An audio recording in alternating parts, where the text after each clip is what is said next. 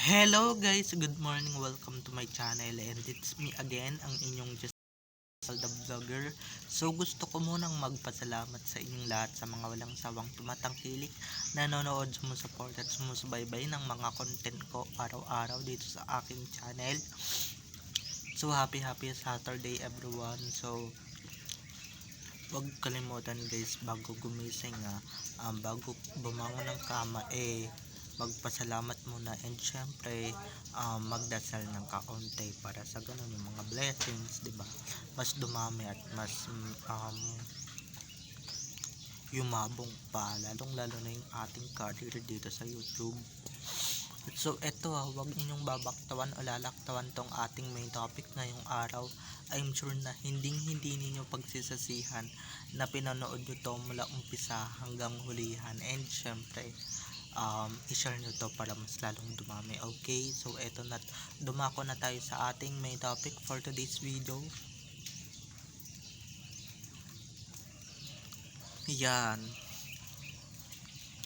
nakatikim kayo ngayon ng hibagsik ni Alden Richards, lalong lalo na yung mga nanggagamit sa kanyang asawa na si Maine Mendoza. Naku, laganap yan. Baka gusto nyong isa-isahin ko yung mga nagagamit kay Maine, diba? So eto na guys, watch this.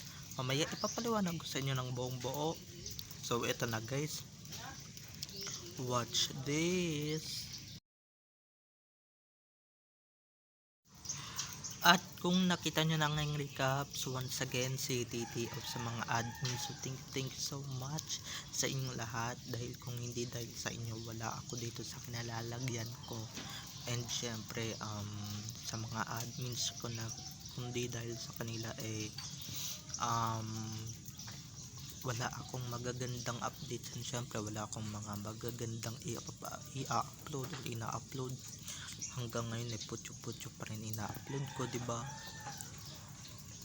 Kaya thankful ako, and syempre sa mga fans ko, diba, na hanggang ngayon nandyan pa rin sa tabi ko, and syempre nandyan pa rin sa side ko kahit na throughout the 3 years of my journey dito sa YouTube.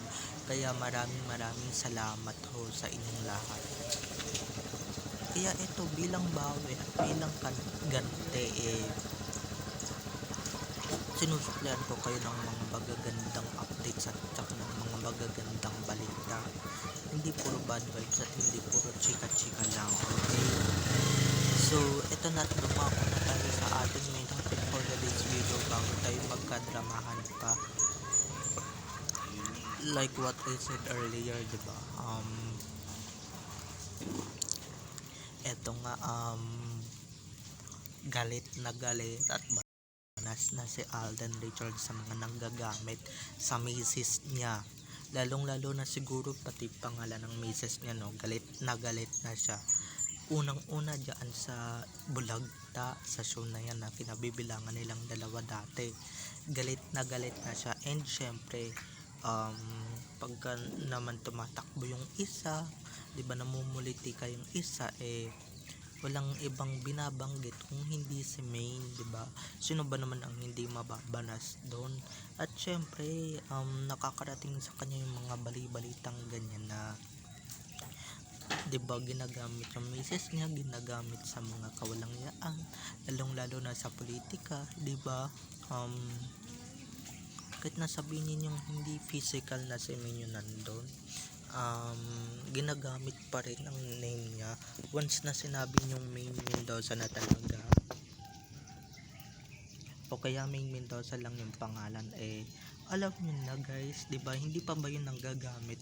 Hindi pa ba yun promotion, 'di ba, ng show ng politika na, or ng congressman na tatakbo, 'di ba?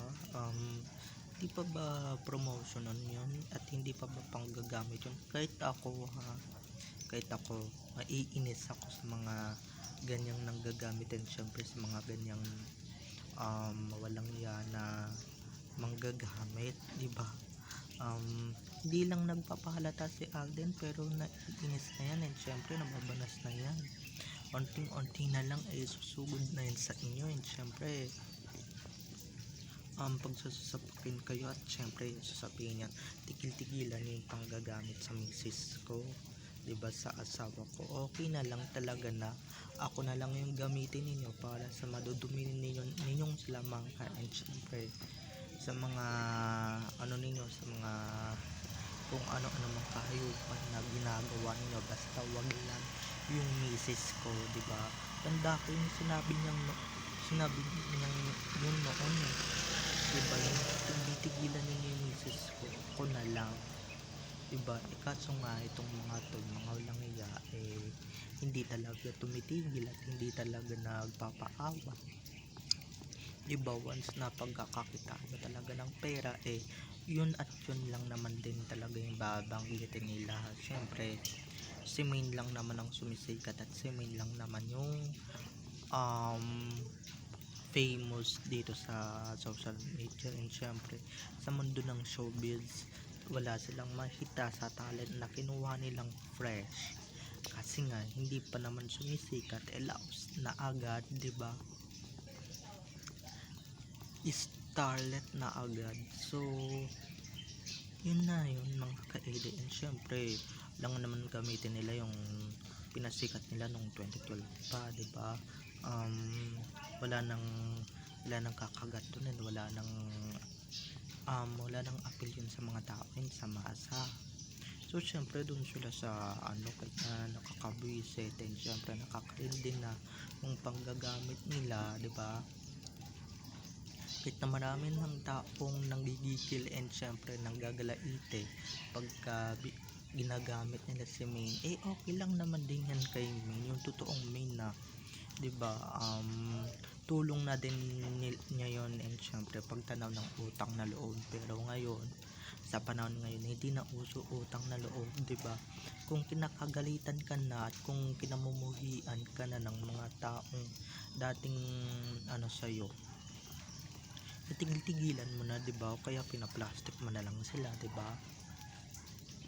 Kasi diyan ka naman magaling, 'di ba? Pinag-aralan mo na yung mga galaw nila, and syempre pinag-aralan mo na yung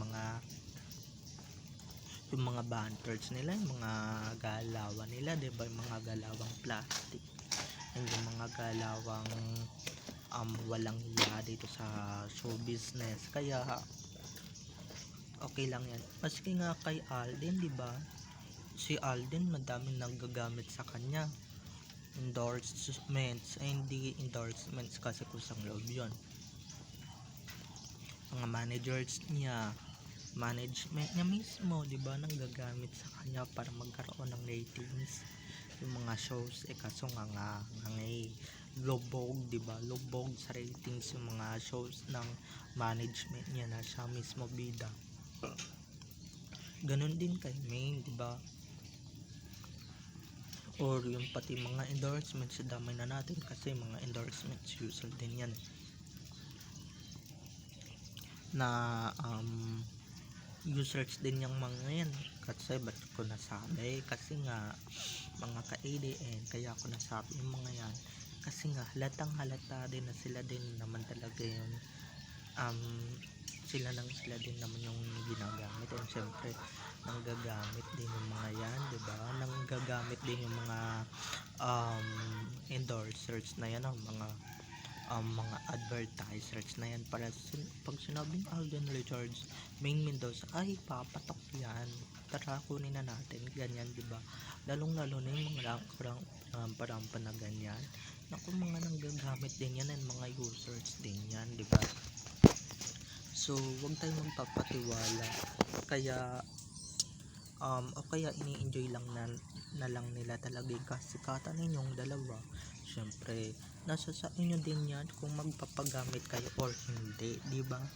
Kasi kung nagpapagamit kayo talagang aabusuhin nila kayo.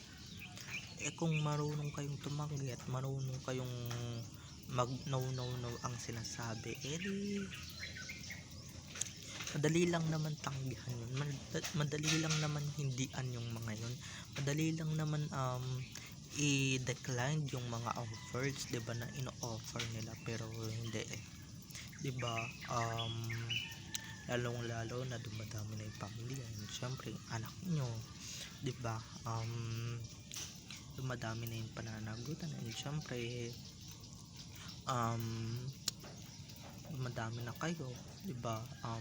Okay lang yan, just for the future. Wag lang talaga dudumihan ang pagkatao ninyo, kaso baligtad 'di ba? Dinudumihan na yung pagkatao ng dalawa. Ginagawa na kayo ng kung ano-anong chismis, ng kung ano-anong mga chismis sa tabloids na hindi naman totoo, kung uso pa tabloids at magazines, 'di ba? Ginagawa na kayo ng kung ano-anong issues na syempre kahit ako mismo kahit ako mismo naaapektuhan na naaagrabyado na dito sa social media, 'di ba? Na panglalait nila, pero okay lang naman, 'di ba? Okay lang naman na lait-laitin nila ako, apak-apakan nila ako, basta guys, basta yung ibang tao na malapit sa akin, wag lang nila talagang idadamay.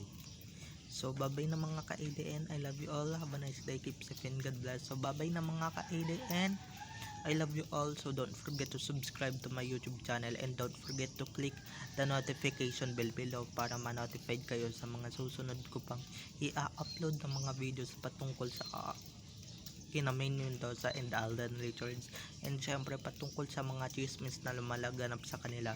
So babay na mga ka-ADN, I love you all, have a nice day, keep safe and God bless. Enjoy the rest of our weekends everyone, bye bye. Ay,